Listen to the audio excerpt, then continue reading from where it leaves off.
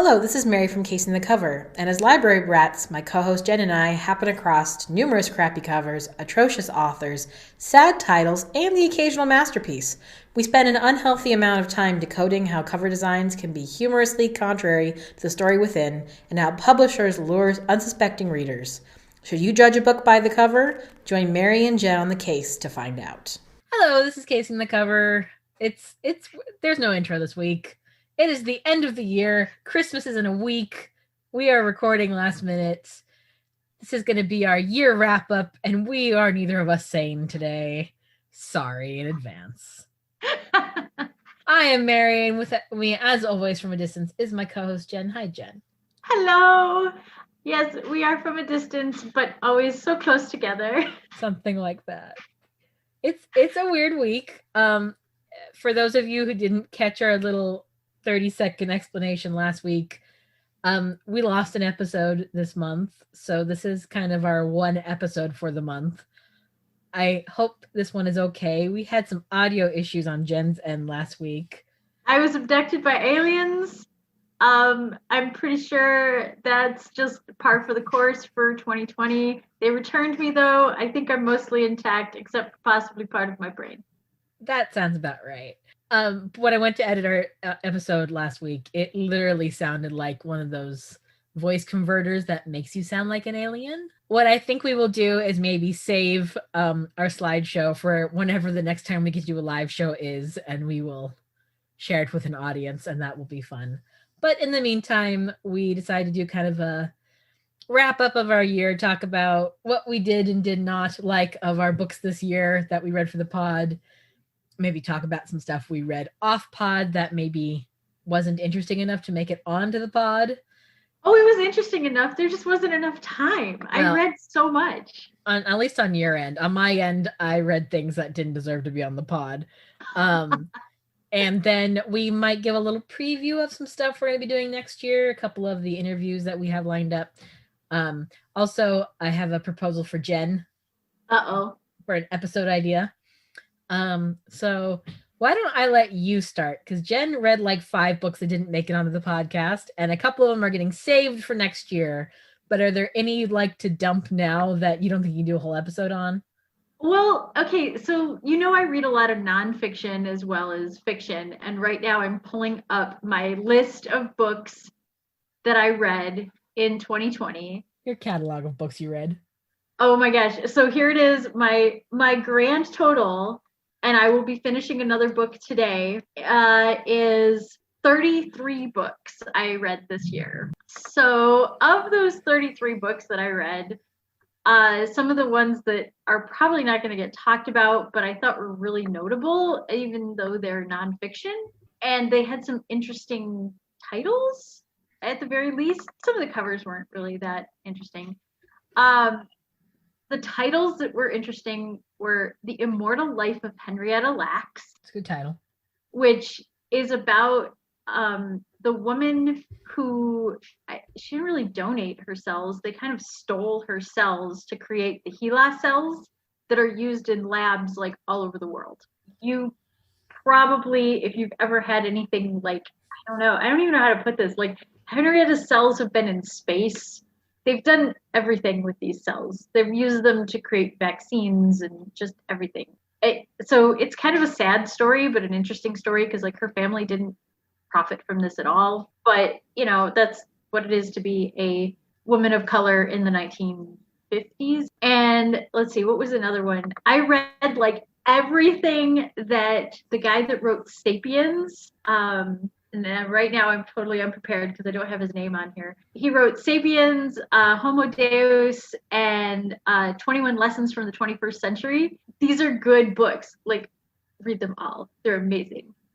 And let's see, what else did I read that was like, we are not going to talk about this because we don't talk about nonfiction books so much. Not really, no.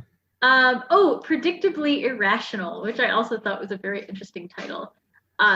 It basically is about like why we do the things we do, even though it seems like it's an irrational choice or it's a choice that doesn't make any sense, or we think that it's we think that we're being sly about something, and it's like, no, you've been totally programmed to do that. Like, is it like a psychology thing?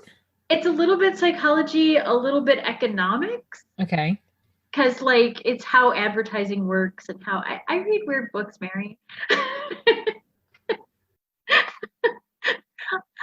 I had a whole, like, year of my life that I was obsessed with praxeology, okay? Like, What?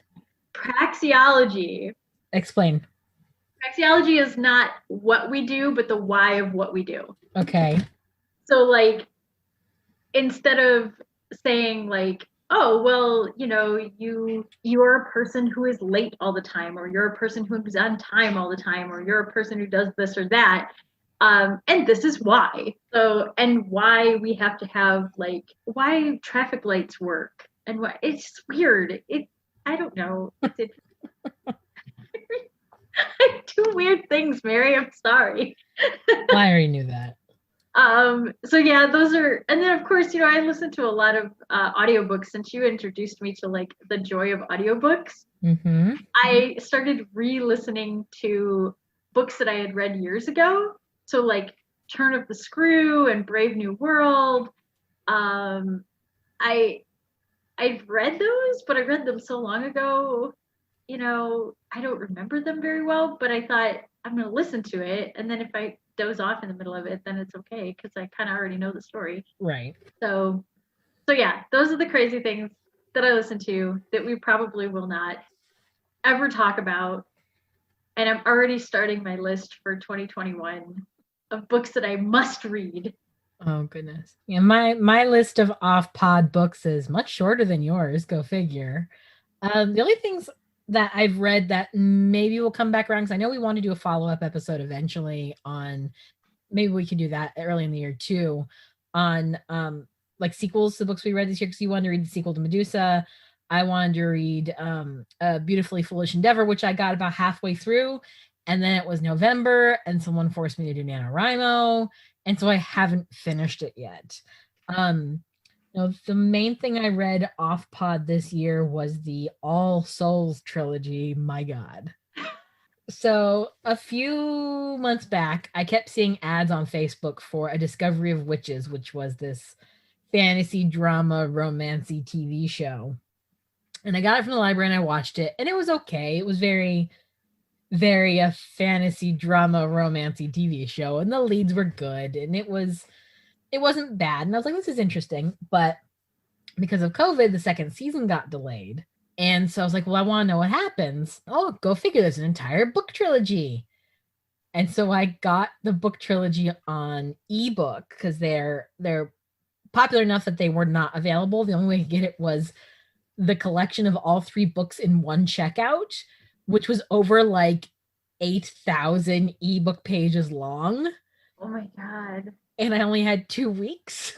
And so I had to like keep checking it out over and over again. I like read through the first probably 3/4 of the second book like really quickly, and then lost it, and then had to go back and read the third book. And if ever there was a Twilight for adults, it is this series. And it's this witch and this vampire, and they fall in love even though they shouldn't. In the show, the leads are very charismatic, and they like introduce the villains of the show early in the show so that you actually know who they are and there's someone to reference. And they start like lining up kind of conflicts early on, and it's just pretty well structured, and it's chintzy and it's stupid and it's romancy nonsense, but it's okay, and it's the kind of crap I watch.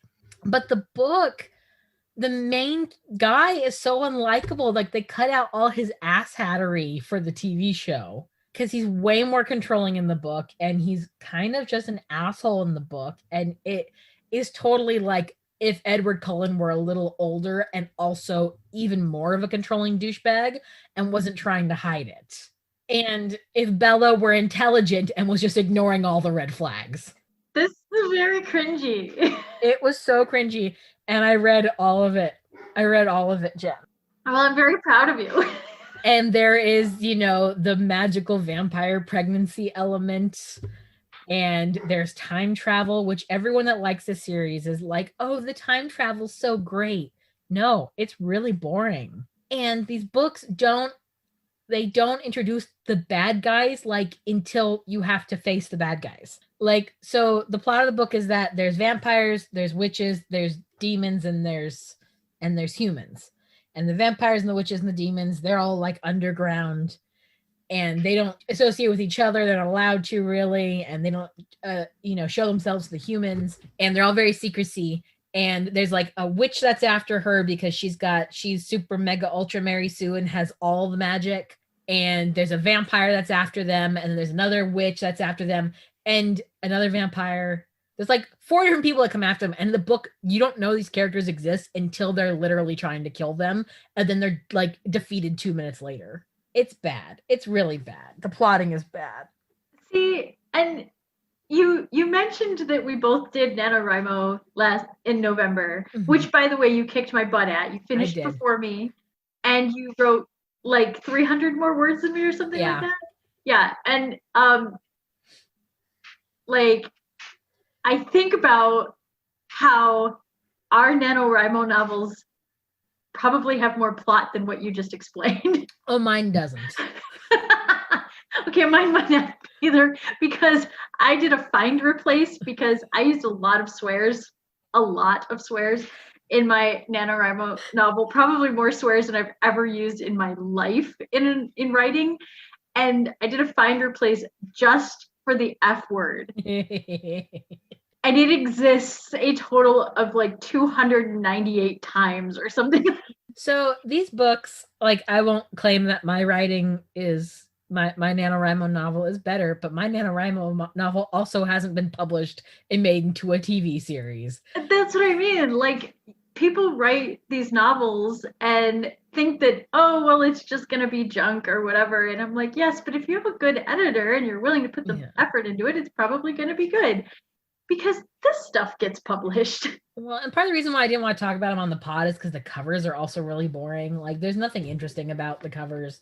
They're just like colorful and have like symbols on them. They're not that interesting. And the thing is, like, the concept, the world building is pretty good, but just the characters are kind of unlikable, and the plots are just so bogged down. And like, she could have cut 3/4 of the plot from these books, and it would have been the same. And it's just, I was like, yeah, I'm not, that's about all there is to say about these, is they're very bad.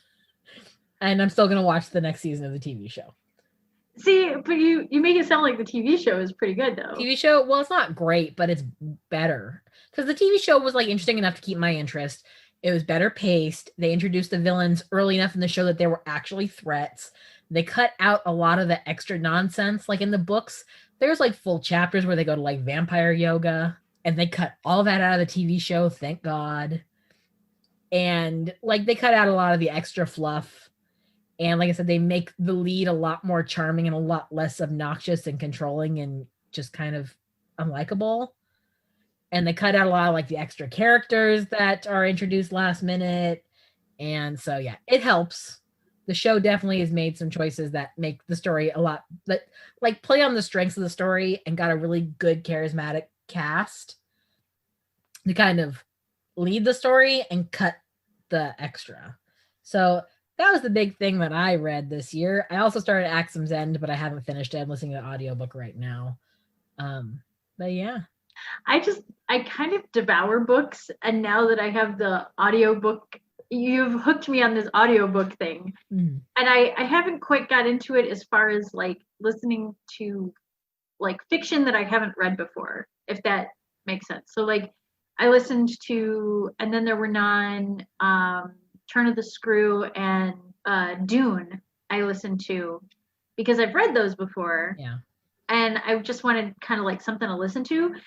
And some of the nonfiction ones that I mentioned, I listened to instead of reading. So like nonfiction's easier to listen to than to have to sit and read. It kind of is, because it's a little more like a lecture. I absorb information better when I'm listening to it. Like, I really like watching like video essays and like what do you call them? Documentaries and stuff like that. But when I read information like that, I just go blank. Yeah, unless there's lots of pictures and bullet points. Like pictures and bullet points makes it stick in my head more. Yeah, But I like watching information. large like blocks hearing. of text is Yeah. just so yeah, I think that's kind of bolstered my reading in that I'm not really reading it. I'm listening to it while I'm shelving books or cleaning the house or whatever. I like audiobooks. But see, I'm more likely to listen to a podcast than I am a book, unless I have to listen to a book, because I like podcasts and videos, and I do a lot of that. I don't know that there's a difference for me. What do you mean? Well, the podcasts that I listen to are also nonfiction. That's true. So, like I'm either going to listen to nonfiction book in 30-minute increments, or I'm going to listen to a 30-minute podcast. It's the same. That's fair. What about non-book things that you've consumed this year? Non-book media? Anything interesting? Oh, do you want my list of that too? Oh, Lord. Because I'm the queen of lists. I feel like it's probably a shorter list. I think it's about equal. Oh. So and I'm going to say things that I've watched on video or through a video screen, because I've watched musicals and ballets and a lot of other weird things. A lot of that is stuff that we've made you watch. Yes, but I've learned, my mind has been opened to new and exciting things. I made Jen watch Star Kid. Star Kid is about like a fifth of this list, by the way. That has been my greatest joy this year, is making Jen watch Star Kid.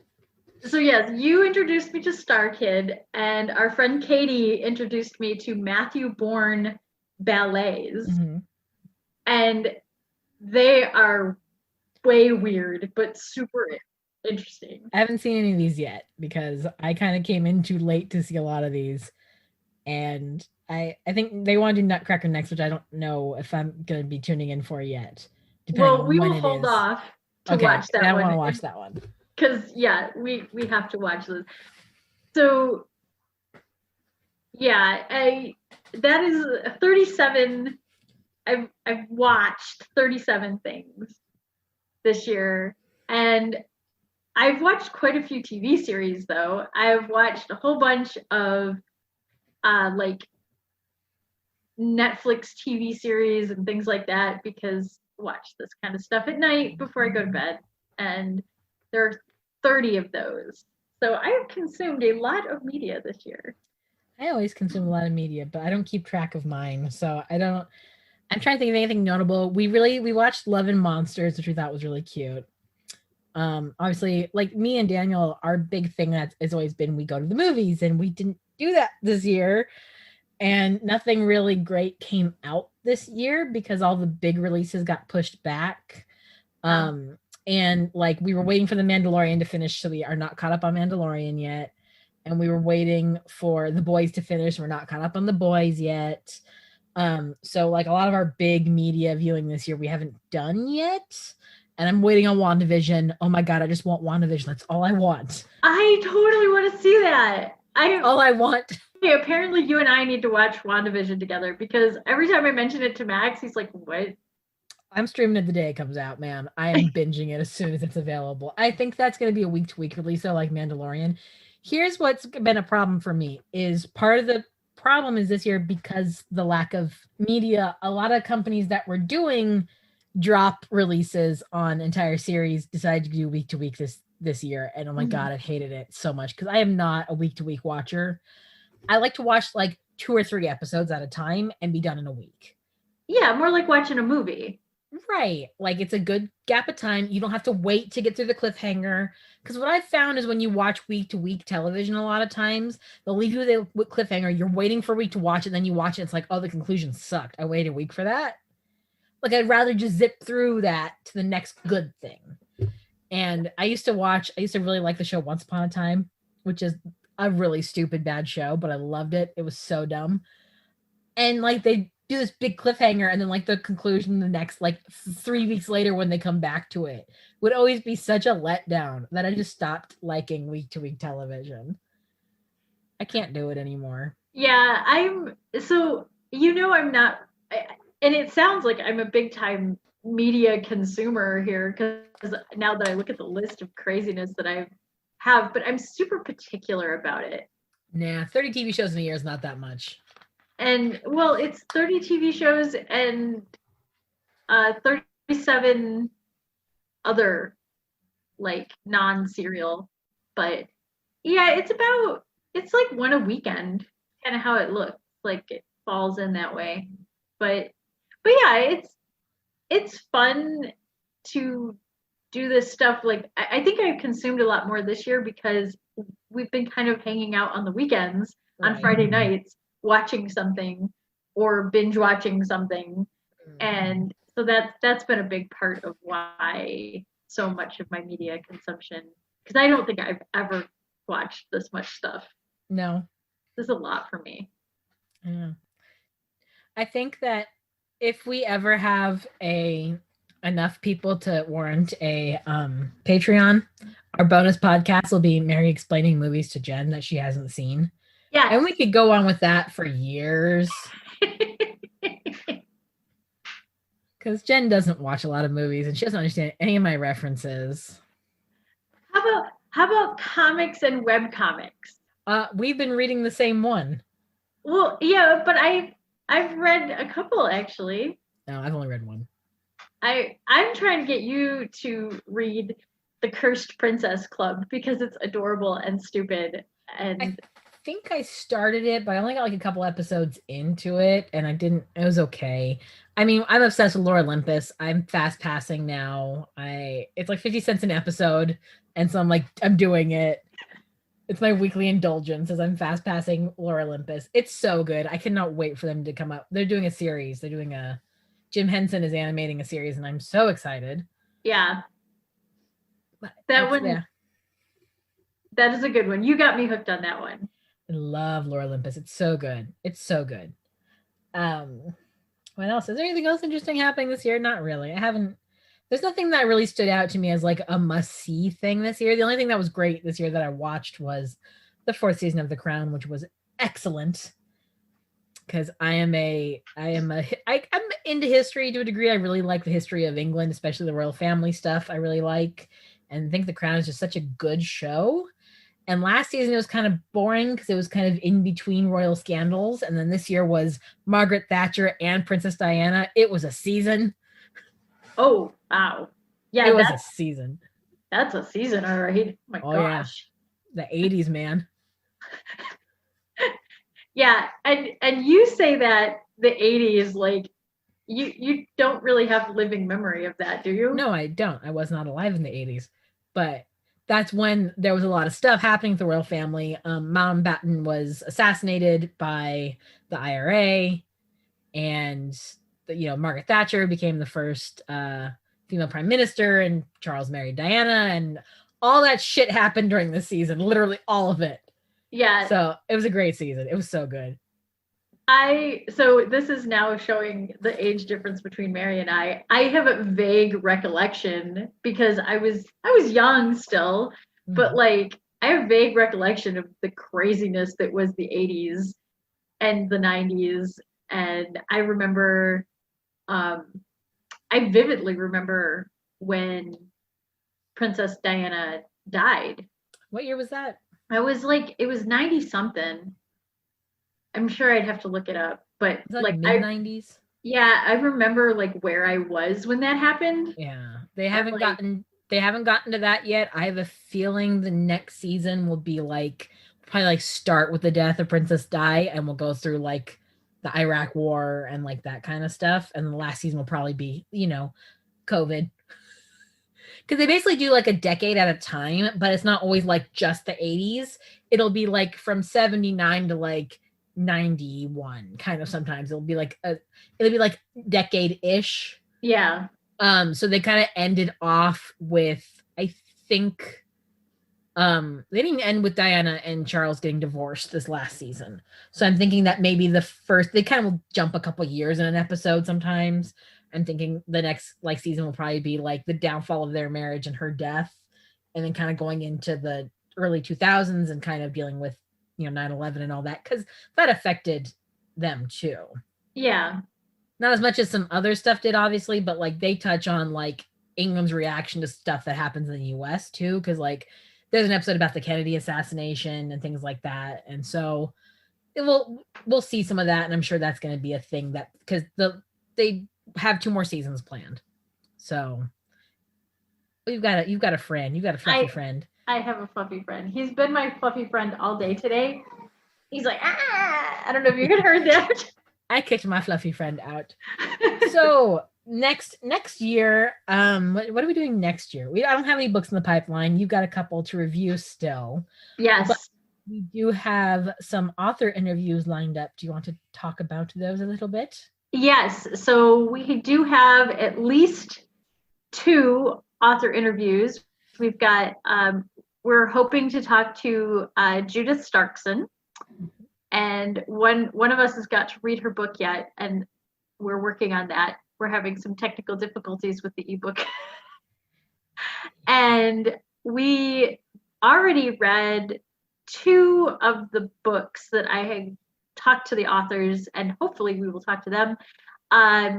Susan Mcelroyn, I read Doubt Not the Stars, and she owns a bookshop up in the Prescott area. So maybe we'll do a road trip episode. We would, yeah. I'm hoping that if and when COVID dies down a little bit, we can do a little road trip and go talk to her in person. That is my hope for this year. That is the one goal for any kind of live anything. I feel like we're probably not going to be doing any live events anytime soon. No. Because everything's going to be canceled in the spring. So like fall at the earliest. Yeah, but I mean, a trip to a small town to visit a small bookshop, we could probably swing in the summertime, I think. And that would be a way for us to get out of the heat. Yeah. That would be lovely. And then I just had a conversation with BD Wood.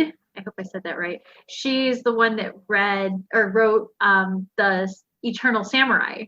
Mm-hmm. And I'm super excited to talk to her. She's a really interesting person. She's been to Japan. She's worked with a lot of organizations here in Phoenix. She's just a super interesting gal, and she definitely has a interesting backstory. We're gonna talk to her. She's so much fun. So yeah, history buffs, bookstore owners, and interesting ladies who travel and see the world. We've got some fun stuff for next year for sure.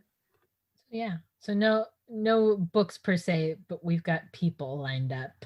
I also, so Daniel, my husband Daniel, suggested a thing we should do for the pod, and I think it's a good idea. I just don't know when. And I thought maybe for February, but I don't know if we'll be able to get it done by then. But he suggested that we let our spouses pick books for us to read for the pod. Oh. That he picks one for me and Max picks one for you.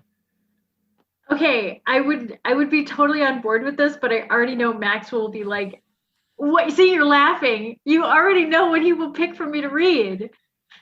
What will he pick for me to read, Mary?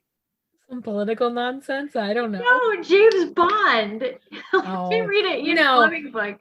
I feel like it has to be a blind pick. It can't be like, oh, I love this book, you have to read it. It has to be like a blind, like, this book looked stupid, you have to read it. Okay. Yeah. I don't know. I just think okay, but the thing is, Max doesn't read a lot of books. Well, that's just the beauty of it. He doesn't have to read it. They have to pick it based on a cover for us to read. Yeah. Okay. As is the premise of our show. I could get behind this. Yes, yeah. I'll see if I can get him to do this. I think that'd be fun. I mean, there's stuff we've been talking about doing for a couple of years that we actually hit a few of the things we really want to do this year. We talked about James Patterson, which was a big one for us. We talked about movie posters, which was fun. We talked about the Twilight covers, which of course I was dying to do forever. We've talked about some good topics this year. I like doing topic episodes as much as I like doing reviews, because I like knowing kind of the motivation behind how some stuff gets put on covers. Yes. The next big thing that I would really like to do, because we haven't done it yet, is I want to do a font episode. Let you do your font episode. I need to do my font episode. And the other thing I want to do, because it's been such a theme with these, I don't know if you have seen The Haunting of Hill House or The Haunting of Bly Manor. Mm-mm. They're spooky, but in that kind of like weird, almost gothic kind of way where it's like, it's not a jump scare kind of thing. It's a weird psychological mess with your head kind of scary. Yeah. And there are ghosts, but they are very loosely based off of some more like, I guess you could call it classic horror literature or spooky literature. I don't even know if I would call some of this stuff horror. Well, you know, because Shirley Jackson and things like that. But you can tell they are loosely based on it. But it's interesting what they decide to pick and choose for the purposes of the story and what they kind of just hint at. And if you know the writings, then you're like, oh, I hope they talk about that. And then when they don't, you're like, oh, well, that was a fun little Easter egg. But I don't know. I want to talk about that. Maybe it's a Halloween thing, or as we get close to Halloween. Could be. Especially since I think they're going to have another season out before Halloween, and I would like to see where they're going with this. So I don't do spooky, so you'll have to tell me all about it. I don't do scary. I love spooky. I love the spooky. So Okay. yeah, that's one of the things that I would like to do. Talk a little bit about how they take classic literature and are so inspired by it that they do something a little bit different with it. I'd still like to. We talked about in the past looking at multiple covers for like a classic novel, which I'd still love to do at some point. We've also, I think we should talk about movie poster covers. Oh yeah, when they change it because the actors, people are going to recognize it by the movie rather than the book itself. Yeah. So, you know, there's things in the pipeline we want to do this coming year. Hopefully, we've with the exception of our Lost Hallmark episode, we've stayed on track with our schedule this year, despite the nonsense that this year has been. Hopefully, we can continue to do that in the coming year. I think our schedule is going to be the same. We're still looking at 2 Tuesdays a month. We'll get episodes. We're not increasing, but we're not planning on decreasing at this time either. So yeah, I think we got some good stuff looking forward. Yes, lots of fun things. Is there anything else we want to touch on, Miss Jen? I don't know. I think we have done a pretty good wrap up of our year of adventures and craziness in the world of books and book covers. So I think that just about wraps up our wrap up. Is there anything else we'd like to say, Jen? I think the best thing we can say is we made it through 2020. We did. And yeah, battered, bruised, or better for it. We have made it through 2020. We should do for our first month, we should do apocalypse novels. Post-apocalyptic novels. Oh yeah. We've made it through the apocalypse. We made it through the apocalypse. I like it. Yes. There's an apocalypse movie I do want to talk about too. It's one of those that like I think everybody needs to see because it's very different than the usual apocalypse movie. So I think we'll talk about that one. I have to find it though, because it's obscure and like Italian or Portuguese or something like that. Jen only watches movies with subtitles. Yes, I only watch movies with subtitles. You're so sophisticated, Jen. I'm so sophisticated. And I watch Star Kid. Also sophisticated. Just saying. I told you what Star Kid was. I don't know if we've put this out there in the world. We have not. We have not. I am going to say it right here, right now, and let this be the worst thing that comes out of 2020. Star Kid is Shakespeare. It is modern day Shakespeare. Jen thinks that she's saying something that's like so controversial, but I think she is 100% accurate.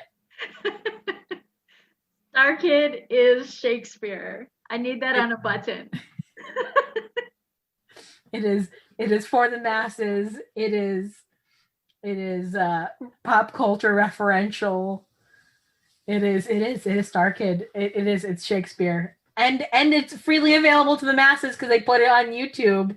They don't put it behind a $300 a ticket paywall. Lin-Manuel Miranda.